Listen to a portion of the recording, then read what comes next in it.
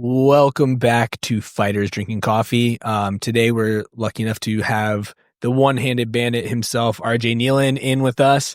And we're actually going to talk about, because it kind of came up when we were doing his interview, we're going to talk about developing your style in jiu-jitsu.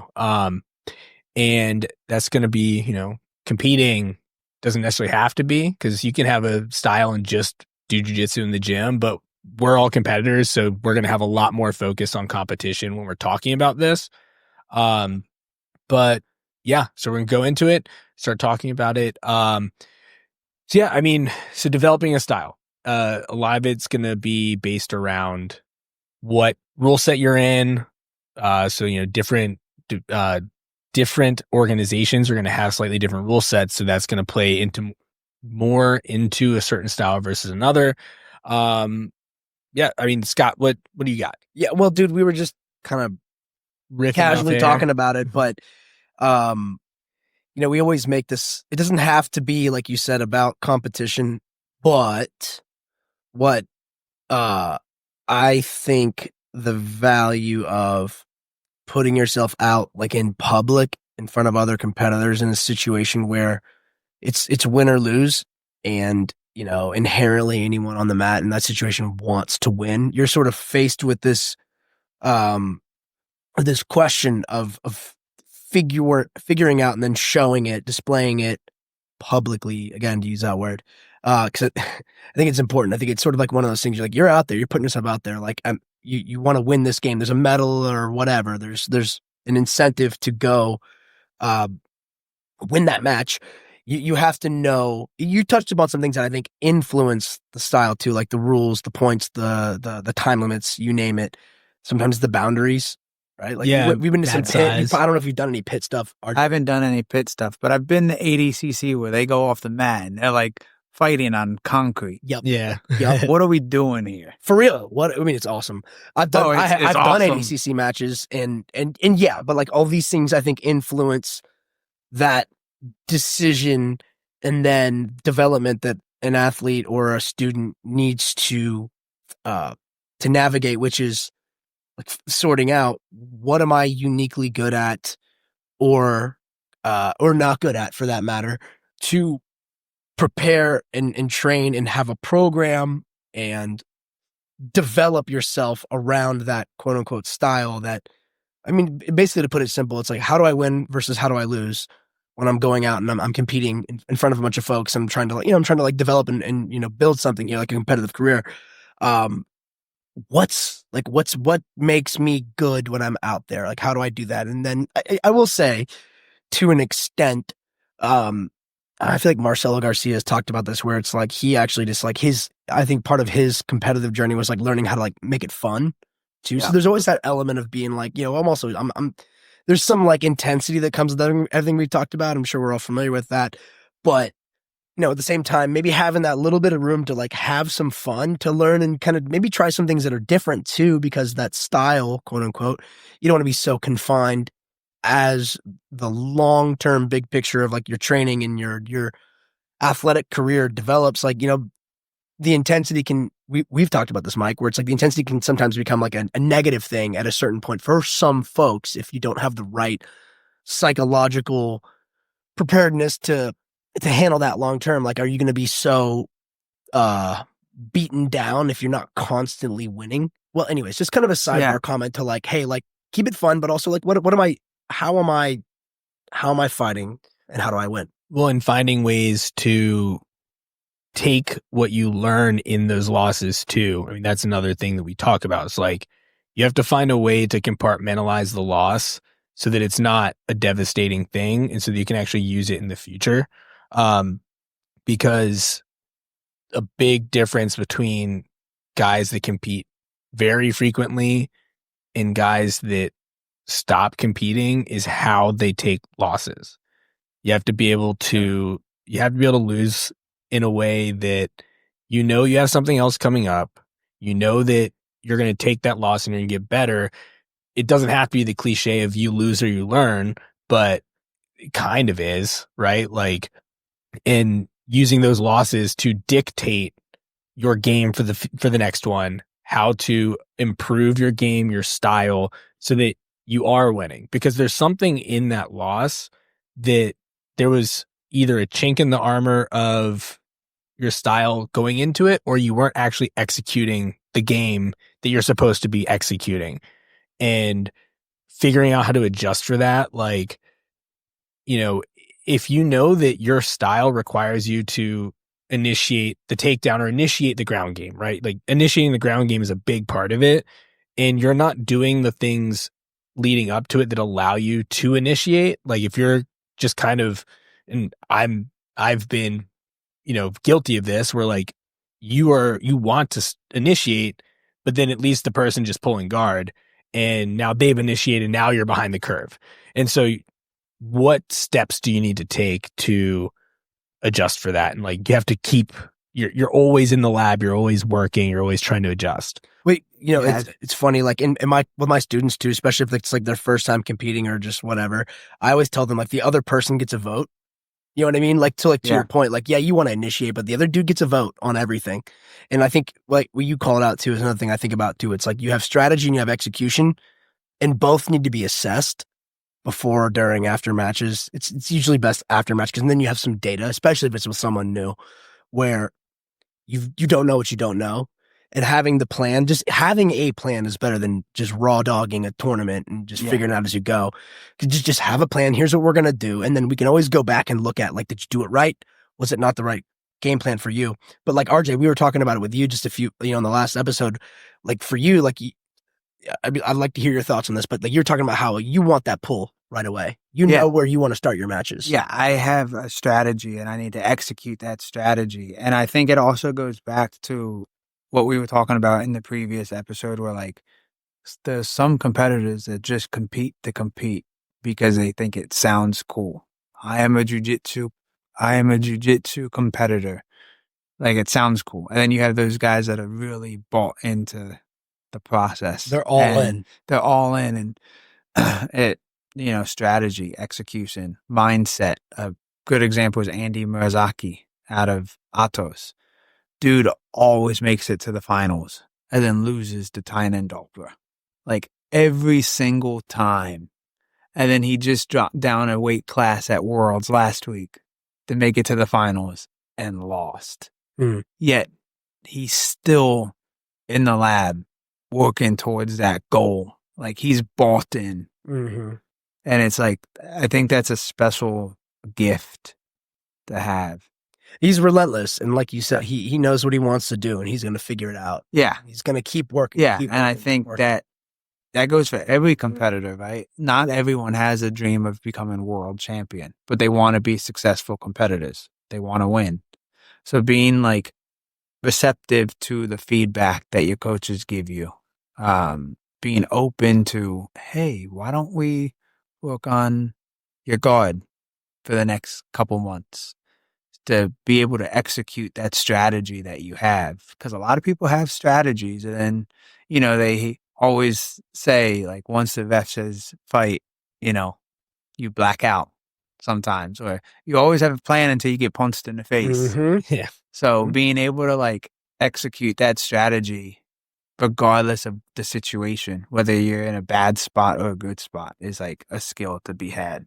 Well, and I think there's, especially on that, like people freezing up when they start, there is an issue with over visualizing or over planning your match too, where that can lead to, if it doesn't work, if the sequences don't occur in the order that you're expecting, that it can completely throw off the rest of the match. Yeah. And so if you don't have that, if you're over planned and like outside of strategy and into like, not even game plan, but like play by play, then you can start to have those negative effects because you will freeze up when you don't do something the way that you have it planned out in your head.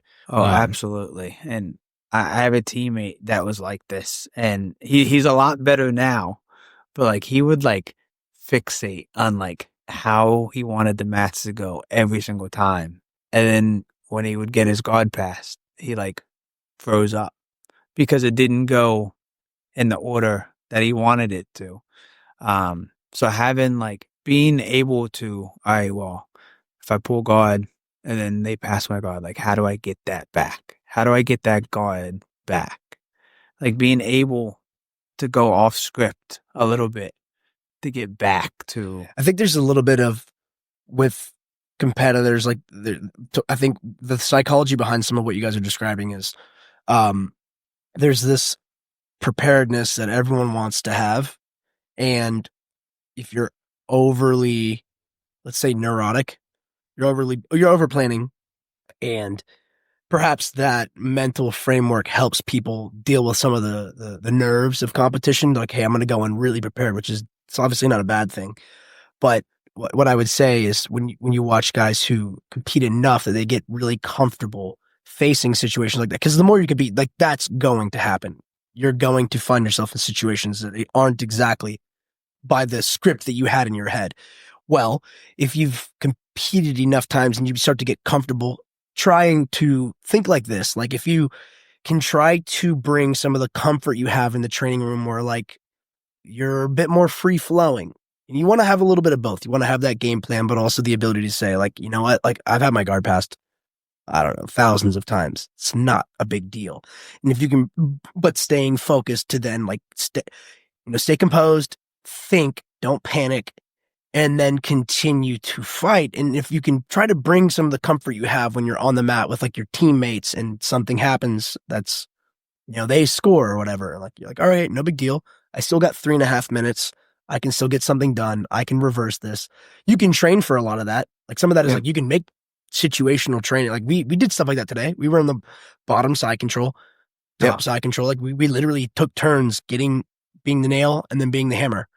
So anyways, no, that's I feel like a fairly sophisticated skill. Like dudes have to put in the work to feel like in bad situations in a game in front of people, like you're going to stay calm, you're going to stay poised. I think it takes a while to get to that point, but it can be done. And I think it's sort of like the stress inoculation of being in the game enough that you can stay cool and say, you know what, I got time to work. Give you guys an example. We shouted out Cameron Hurd lots of times, and he's fighting again today. He's a savage. Yeah. But in his last match that he won at B Team, I forgot the name. We looked at it. Whatever the name of that tournament, we already talked about it. Yeah, doesn't really matter what the name of the tournament is. BJJ World Championship. There you go. But so he ends up winning with an armbar. He ends up submitting his opponent, but the scramble that led to the armbar was the other dude starting to like take positional advantage over Cameron. He was taking his back. Like he was taking his back. He was taking Cam down over like he was trying to secure Cam to the ground, and in all of that scrambling, like he was able to just flip over for the like transition out into a Choi bar, finishes it. Now, by the way, this is his style. This is his style. Cameron was a wrestler. Yeah. What are wrestlers uniquely nasty at? Scrambles. And so he's calm in that situation. I mean, I trained with, we did situations similar to that with Cameron, like not that long ago. Like I want to say 2-3 weeks ago, where me, him, a couple other guys were DMA, came through for some training. We're running through scrambles. We're basically, the takeaway there is you just don't stop moving until the other dude either has to completely earn what they're doing. Like if that guy had sealed the back take, that would have been one thing. What does Cameron not do? Doesn't slow down. Doesn't freak out just because the guy's taking his back. He keeps moving. That's a wrestling style that he's good at. He's developed that for years. He keeps moving. He knows not to capitulate, and then he finds an opening and he executes it. I think that's another thing. I think a lot of competitors, especially like in the training room, if you start taking the back, they're like, let you take the back instead of initiating those scrambles or keep moving. They're like, all right. They let them sink the hooks in it, and they start like working out of it. And it's like important to like, hey, in a competition, that's 4 points. Mm-hmm. Like and it's a dominant position. That could be a death sentence. So there is no stalling on the back and mount. So like initiating those scrambles and continuing to move is so important. Well, and to your point, like you can train some of that. You can train a lot of that, which is like you can create a drill, a game, if you want to call it that. Yeah. Whatever. You can create training room environments where like because I think some of that is like habits, right? Some of that is a dude, any one of us being in situations where like there's like this decision you make when you're in that moment to either say, this dude's got it, he's got his back take, or just keep, or you saying, not yet, keep going, keep pushing, keep fighting. These are like the fights within the fight. Like it's always these little, like tiny little things where like that's really the fight. It's like, hey, I just can't let this dude finish his back take. Well, yeah. And Are these 4 points?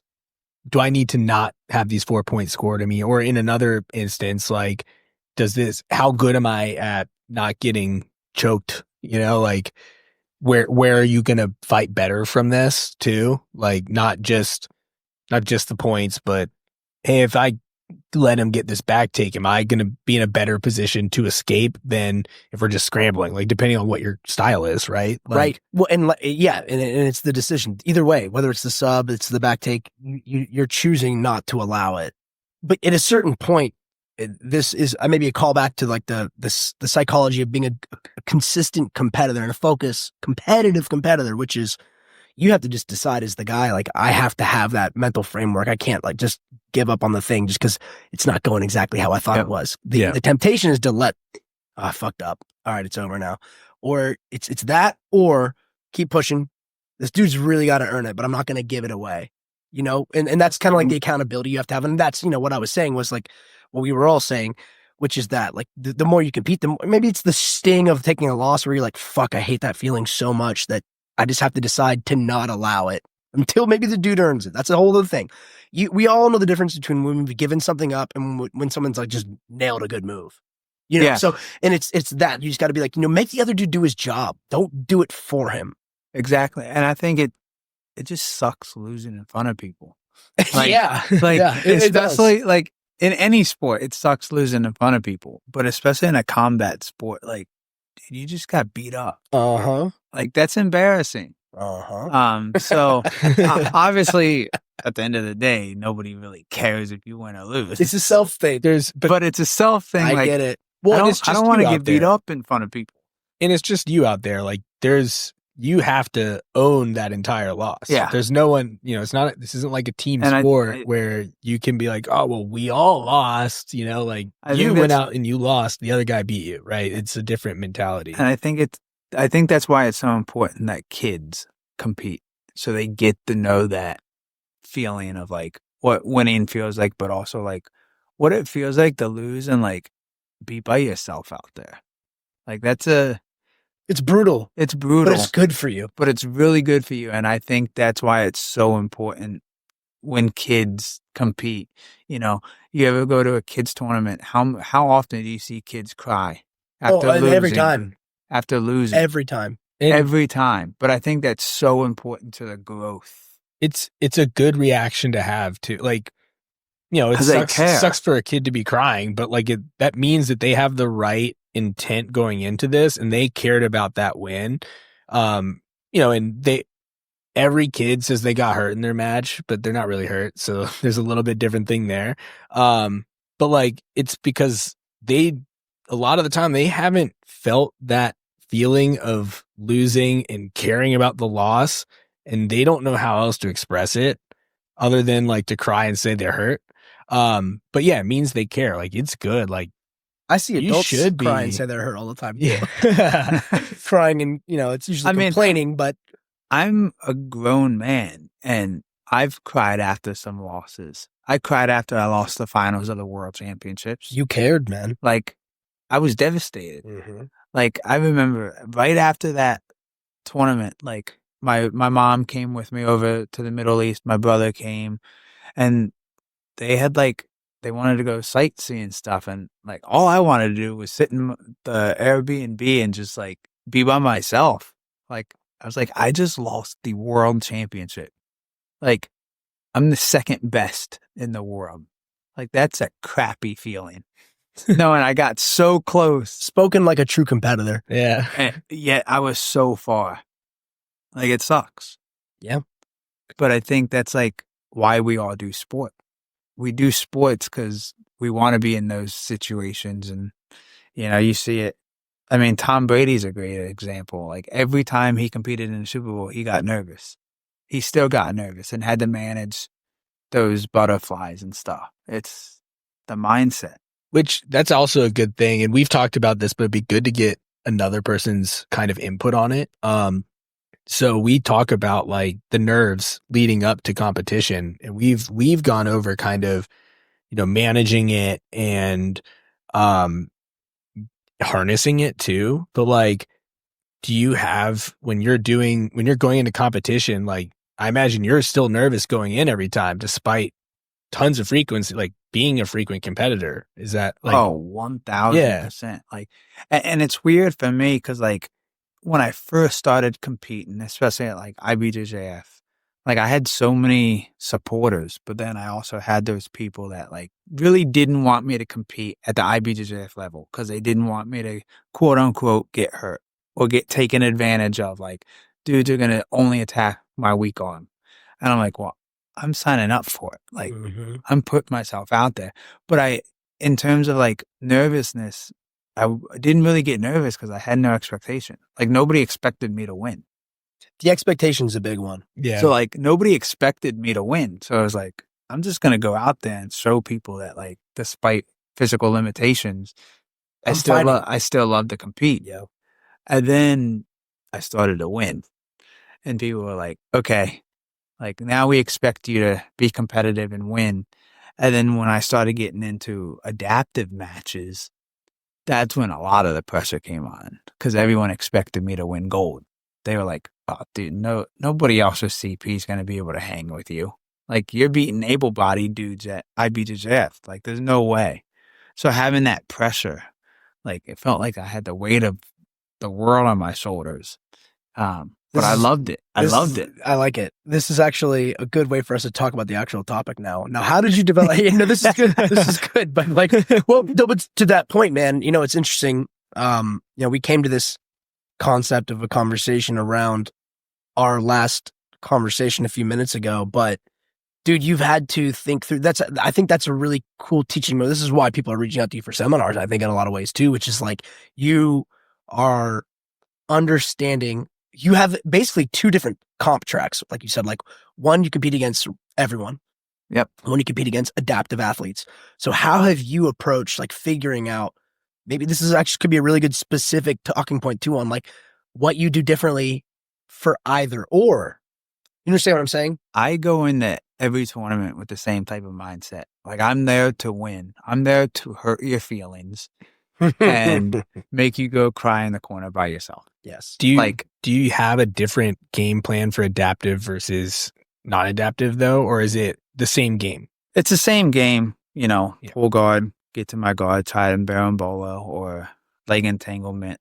But obviously when the adapted division, like I'm not as cautious. Like I'll take more risks because I know they can't attack my weak arm. So you can't attack whatever their disability is too now. Because you mentioned that in the last conversation, and I found that as another really interesting. And this is also, I'm a coach as well, dude. I feel like this is taught you. Obviously, you're a psycho competitor too, which I like, by the way. But dude, like that requires. You said you go into one match with the same mentality. That mentality is good for everything. Yeah, right? Like I'm gonna go win. Then you have relatively simplified, but like same game plan, but there will be a tactical difference because you also have to go in and say, well, what's this dude's like? What's off limits with this guy? Yep. And they don't tell you. So you have to tactically adapt like quick, man. That's a sophisticated skill, man. Yeah. When do you find out? Good question. When do you find out what you're not allowed to do? You get to look at your, any one of us will go into a tournament and we'll see the bracket, right? It's kind of like IBJJF. Like they have so you can do some intel. Yeah. I always stalk my there you go guys in the bracket just to see like, hey, is this guy an amputee? Is this guy... Hey, look, I have a copy of The Art of War right there, and we're talking about preparedness for battle here. Yeah. This is there's I know a lot of people don't like looking at their opponents. I do because you want to win, man. You're not fucking around. I want to strategize like as soon as possible. You want an answer. Yeah, because some guys will double guard pull with me, so knowing what to do in that situation. But I always look up my opponents, see what they can and can't do, but we don't find out until the day of the tournament when we have to go through the medical evaluation. Got it. with the organizers. But do they can I set- ask you though, like, to Mike's question, let's say, like, I mean, like IBJJF usually, like, if you have a weekend tournament, you'll find out by like that Friday generally what your bracket's going to be. So you at least see your first round. Now, you said you have the medical evaluation, but I'm imagining before that, like, you have a public profile, man. Like, people could probably look you up and say, man, I've got RJ. Yeah. Let me study. Like, so you can get answers probably a little bit early on. You could probably go to Facebook or Instagram and stalk a dude and be like, all right. Or if there's guys like you who've competed a lot too in your divisions, and at Worlds there will be, right? Like, absolutely. You probably know some of the guys. You've competed against them. You'll be able to say, hey, I know what I can't do because I can see on Instagram or Flow or whatever, so-and-so's, it's a leg, it's a whatever. Yeah. Bang. Now you have an idea of what you need to adapt. Is that right? 100%. The guy that beat me in Abu Dhabi has won the world championships 4 years in a row. So you're going to have a lot of analysis on this one. Yeah. I know he's going to be there unless something wild And he'll probably be at the top of the podium. And you'll run into him. And he'll go in as a number 1 seed, obviously. Like, he is, I mean, I've only fought him once, but he is like my Tynan Doppler. He's your rival. Andy He's your rival. Yeah. He's the dude that like needs to be beat. Like, I need to beat him to beat the dude. I love it. To be the dude. I get it. Whereas like London was interesting because they had an elite category and they had a category with multiple guys with cerebral palsy. But they put me in the elite category. Can you tell us the difference real fast? What does elite mean? Just like purple belt and higher, but like, was it also adaptive? Okay, got it. Yeah, but like the other CP athletes were in wheelchairs. All 4 limbs were affected. Varying degrees of the disability. And so they thought, they were like, and like your jiu-jitsu, like you're too high level. Technically, we can't tell you no if you want to compete against them. Like, we can't tell you no, but we think you'd get way more out of competing against the athletes with different disabilities. So I faced a purple belt that was an amputee. That was a 200-pounder. And then I faced a black belt with, I'm pretty sure he had CP. Okay. But they were higher level guys. Like, we were doing some high level inverting. Would you agree that was probably the right division for you, though? Oh, 100%. Sounds like it, man. Yeah. I told my mom, because she came over to London with me, I was like, I'm so glad they put me in that division. You want to challenge yourself. Getting gold would have been cool, but I was like, I probably would have had like a minute mat time. Well, and like you said in the last one, you flew your ass over to fucking London, man. Let's get you some fights. And I know one of the guys with CP that was in that lower category, and he messaged me. We're good friends. He was like, man, I'm so glad they didn't fight you. He was like, that would have been so bad for me. It worked out. Yeah. But I mean, that's a good point too, is like the level of competition. Because if you're not getting, it's a reason I don't do certain tournaments anymore, because you're not necessarily getting the level of competition that you want to get. Or, you're forced into divisions that don't make sense for you or whatever. But, not getting that level of competition that's going to help you grow isn't productive. And yeah, you might get a medal, but are you getting better? Right? Like, are you actually developing your game and your style that's going to translate into that next level stuff, right? Like into the tournaments you actually want to be winning. How challenging was it? Yeah, right. Exactly. I've had people call me out and legit tell me like, what, are you too good for grappling industries? Well, why don't you do more local stuff? And I was like, no, I'll do a local tournament every now and then. I enjoy doing Tap Cancer Out because it's for a good cause. But my competition goals do not align with some of these local tournaments. Like, I need to be competing against IBJJF competitors, AJP, to get to that level that I want to get to. Well, and if you want to be winning under those rule sets, you need to be competing under those rule sets too. And, you don't want to be competing in places where you're able to get away with things that you're not allowed to do in other ones, or and combining the divisions. Like, I'm a light featherweight. I want to compete against light featherweights. Like, I don't want to weigh in at 141 and then have to fight a guy that's 170 because they combine 3 different weight classes to make a bigger bracket. Like, I'm not doing that. Yeah, which is fair too. Like there's, sometimes you got to go out and, bang with whoever, but it is a vastly different thing. Like you want to be getting that person who's your size in your division. Like if you're competing masters, you want to be competing against the guy who's in your masters division, in your weight class. I mean, for multiple reasons too, outside of just getting the right competitor, like right, uh, the right competitors to go against in the right exposure. But, cause yeah, points, all that stuff applies too. But, if you're always having to go against bigger people, that's not necessarily productive if your goal is to be, a majors champion for your weight division. Exactly. And I mean, like, I want to be, obviously the adapted division doesn't have a weight class. So that is basically absolute division. Is that the same thing for the AJP Worlds? Yeah. Yeah. I got lucky, and the guys that I competed against in Abu Dhabi, we all had the same type of CP, and we were all purple belts. So my right side was affected. The only difference was their left side was affected, but it was like identical. Well, the one guy, the Mongolian guy, he don't have CP.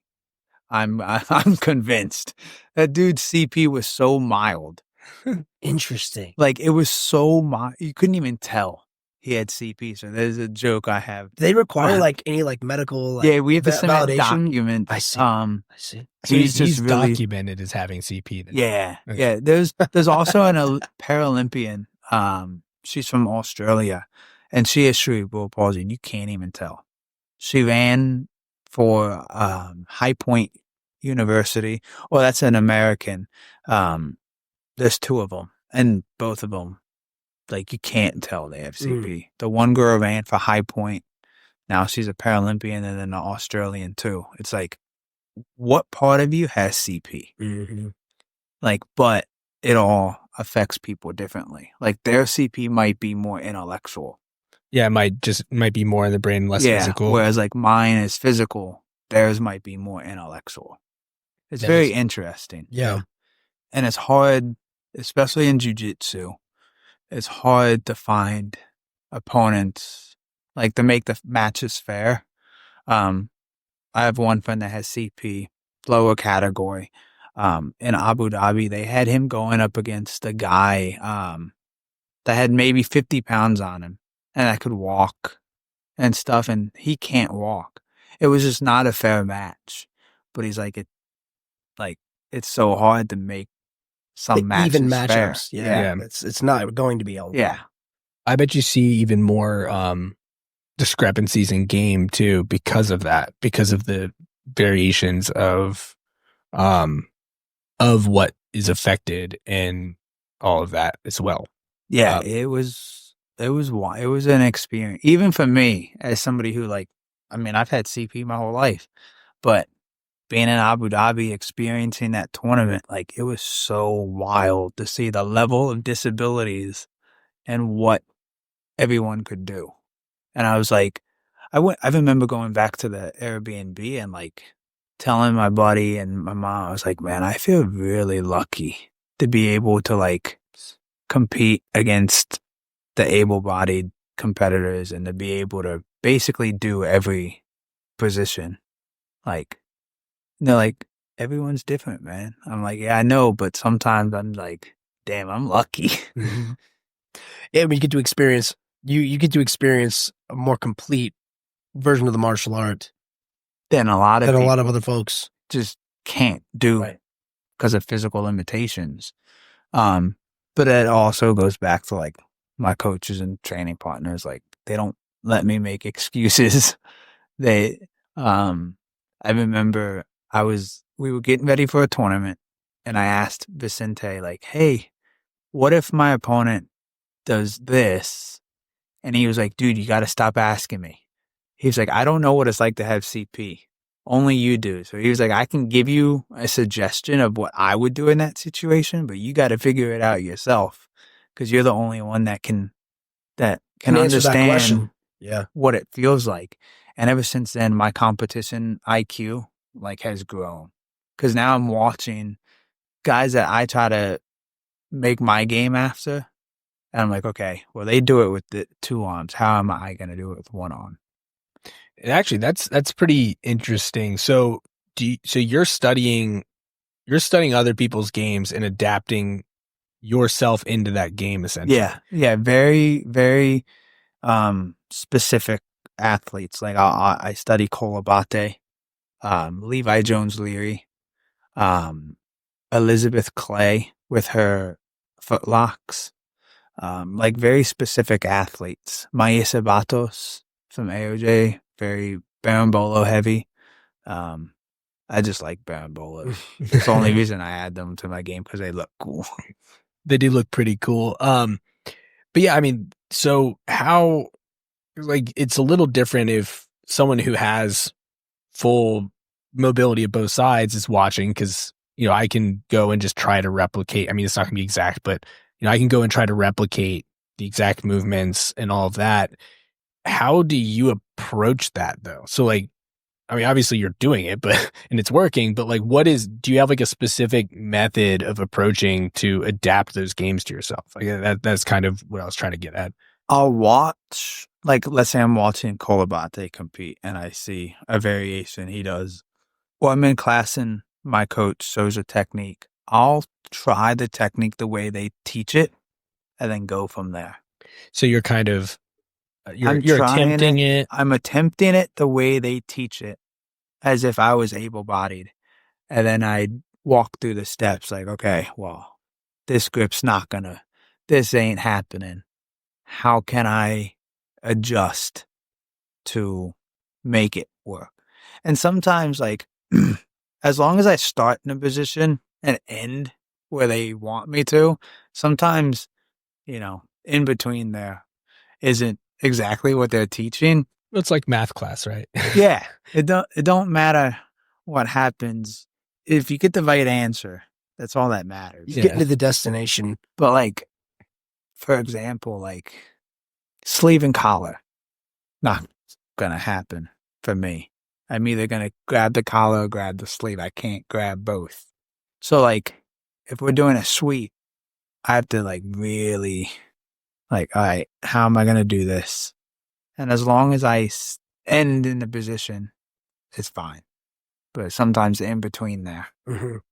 Yeah, because you can't exactly you can't do the exact thing. And I think that helps me in competition because it allows me, it forces me to be technical. It forces me to be intelligent. And thinking on your feet. Yeah. Like thinking through like what you just said, where you're like, well, I can't do that, but I can do this. Yeah. And having to like quickly make the decision for how you're going to shift gears. Exactly. For whatever the circumstances. And in the training room, like if you're my training partner, we're going to allow each other to do the technique. In a tournament, they're not going to let me get that grip, you know, like. They're going to fight you. So even able-bodied dudes are sometimes going to have to modify what they're doing because the opponent's just not going to let them get what they want. Yeah, a lot of things work when the person's playing the same game as you. And if they're not playing the same game as you, you're not necessarily going to be able to do the thing. Like, and I think that intelligence, that IQ is really what sets the elite competitors apart from the good competitors. When I bet a lot of those adjustments that you make too probably open up a lot of those techniques because it's being done in a way that people don't normally see it done. I mean, obviously they're not letting you do anything, but like, you know, if you're hitting a sweep from a adjusted position that they don't expect that sweep from, like that definitely can play a factor. And yeah, I forget. It was a couple weeks ago we were training and we were doing a De La Riva sweep and like it was weird and it was hard for me because you really needed 2 arms for this specific sweep. But somehow I made it work and got it. And Mikey was like, how'd you do that? He was like, I don't understand how you did that. And like, he tried to recreate it. He was like, yeah, I can't do that. Only I can do it. But secret moves. Well, yeah, I mean, I think I've said it like 5 times now, but I just think there's a lot of value to that. You know, I was going to say the word adaptive. I don't know what else to call it, but just the exercise of being like, bang, all right, fast decision making on pivoting, doing something, and just committing to it. Yeah. There's like a simplicity to that where you're like, oh, I'm not doing all that shit. I can't do all this shit. Here are the two things I can do. And I'm going to do it because I have to, because the game's coming. And a lot of, like non-adaptive athletes, I think they struggle with that because that's just not an exercise they're accustomed to doing. Because things come easier. So they're not forced to really sit there and like deep analyze the position they're in. And look, I mean, you can look at all the world champions from this past week, IBJJF. How many of them actually did like really fancy stuff? Like Adam did a butterfly sweep. Maesa, I mean, she does barambolos, but like, so do the basic barambola from a double guard pull to take the back. Like, it's not all this fancy stuff that they're masters at like one or two things and they execute it perfectly. Well, yeah, I think you see that a lot too. As the level goes up, there's like a point where it gets kind of fancy, Purple but belts. then as it like continues, like that fancy stuff stops working, and then it starts to simplify again. It just becomes really good simple stuff. And I think part of that is just because purple belts, I mean, we think we're the best. We're at that point where like we're pretty good at jiu-jitsu and we want to hit all this fancy stuff because it looks cool on camera. I think the skill gap at purple belt is pretty broad too, compared to like post purple. Like you have a lot more, so there's more room to have those like crazy things, like crazy stuff happens because there's a pretty big difference in purple belts. I've trained with some pretty high level purple belts, and then I've also trained with some purple belts where I'm like, I don't know if you're a purple belt, man. But also, like, maybe I'm just getting better. Like, maybe I'm starting to reach that higher end of the purple belt.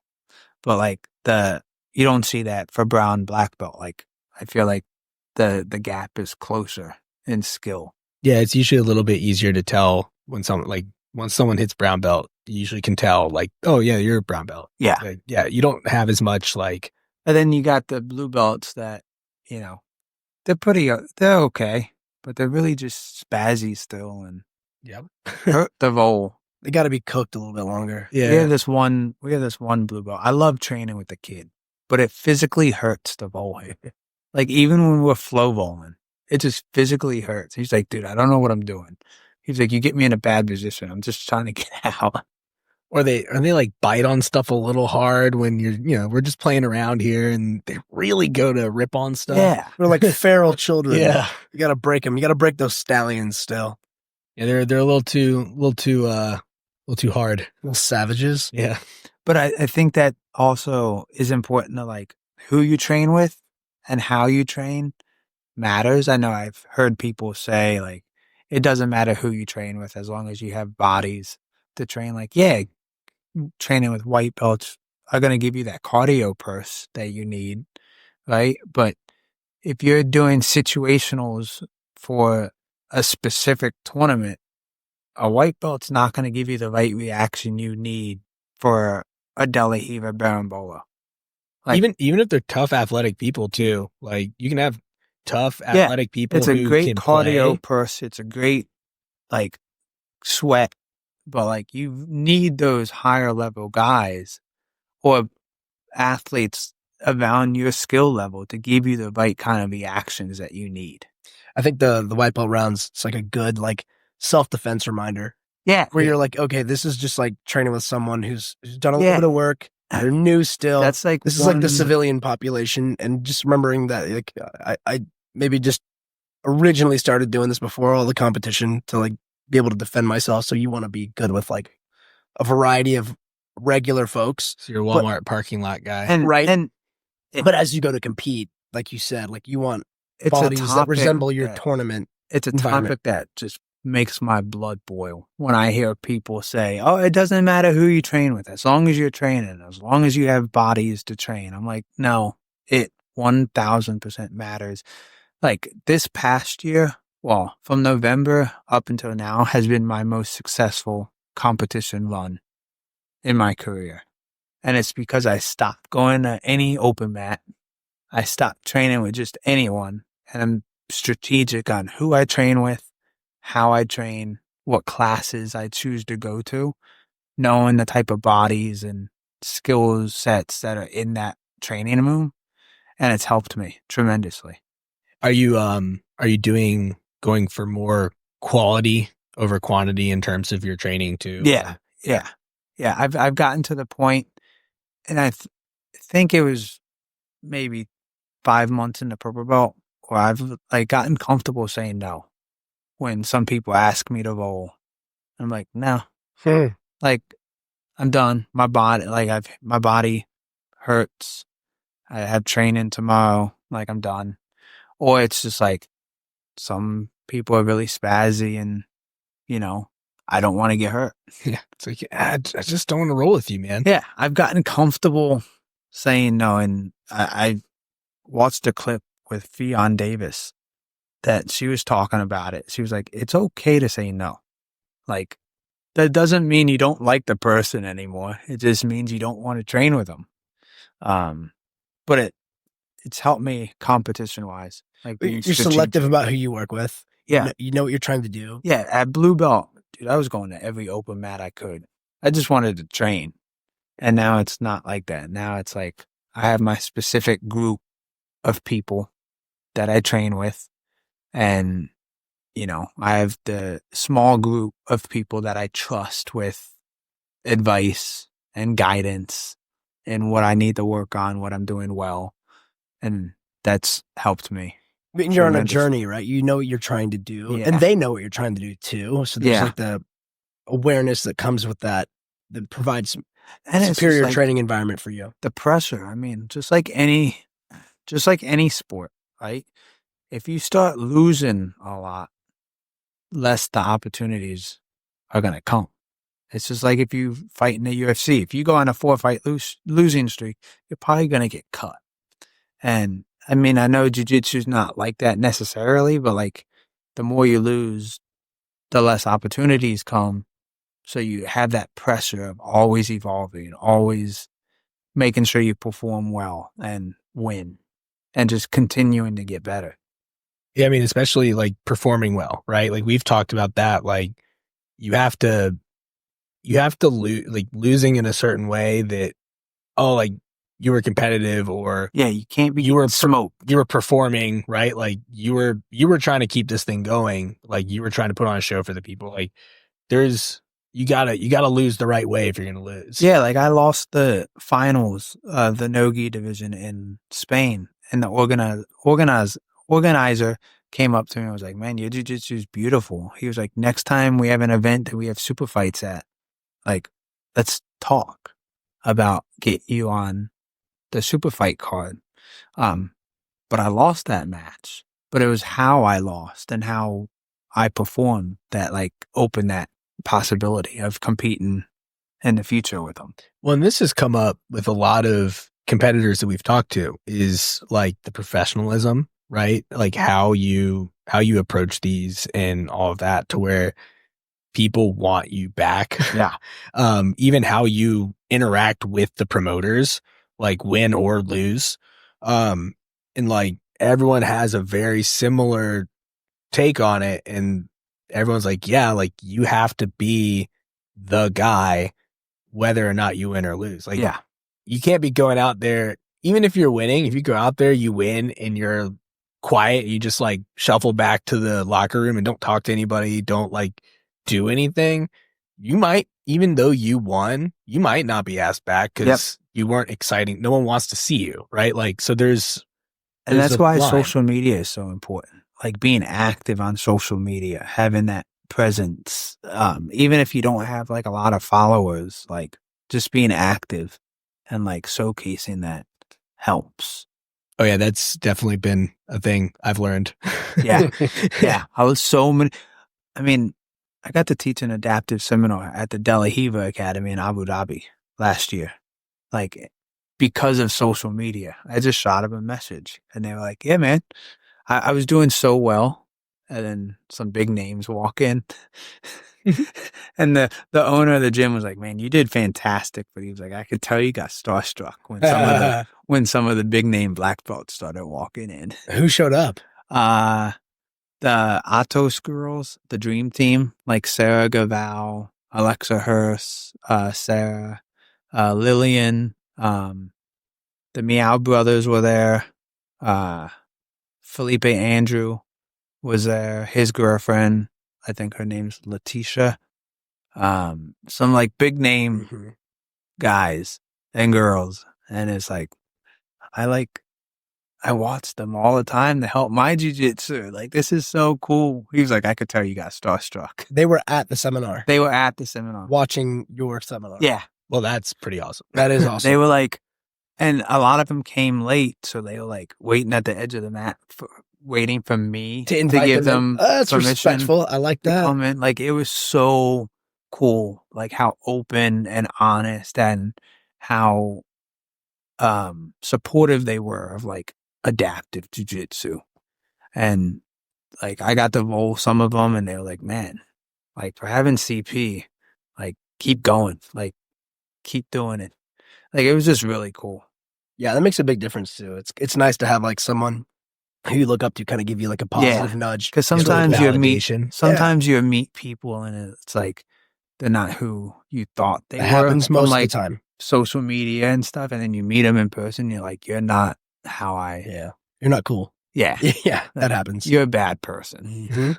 But like everyone I've met in the jiu-jitsu community has been so supportive, like and open. That's great, and just cool people. I feel like if you're not a cool person in jiu-jitsu, you're gonna get eventually pursed out because the community is so like tight knit together. That like eventually you're gonna get pushed out. Yeah, and I think those types of people kind of end up together anyways. Like they end up in the room full of the guys who just aren't cool to other dudes. Yeah. Or girls, whatever. Yeah. But like those people definitely flock, right? Like it's a cliquey sport as well. Like it's pretty it's welcoming, but it's also cliquey. It's very cliquey. So yeah, I mean, barring any additional remarks, I think we kind of hit the topic pretty well. Thank you again, RJ, for being on a second episode with us.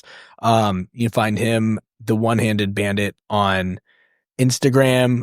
Again, reach out to him for any adaptive seminars. He's setting up a seminar tour right now. And with us, Fighters Drinking Coffee, thank you again for listening. You can find us on Instagram at Fighters Drinking Coffee. We have a Discord that I'll tag in a link in the show notes. And like, subscribe, review. The reviews are big. Giving us 5 stars on Spotify, Apple iTunes, wherever you listen to the shows.